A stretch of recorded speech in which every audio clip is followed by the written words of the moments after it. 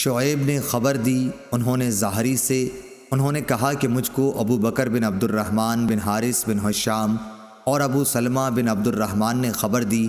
کہ حضرت ابو ہریرہ رضی اللہ تعالی عنہ تمام نمازوں میں تکبیر کہا کرتے تھے،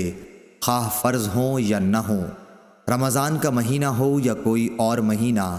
چنانچہ جب آپ نماز کے لیے کھڑے ہوتے تو تکبیر کہتے، رکوع میں جاتے تو تکبیر کہتے،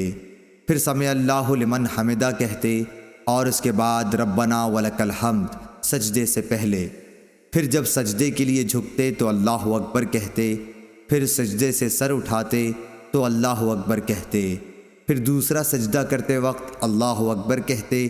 اسی طرح سجدے سے سر اٹھاتے تو اللہ اکبر کہتے۔ وہ رکعات کے بعد قاعدہ اولیٰ کرنے کے بعد جب کھڑے ہوتے تب بھی تکبیر کہتے،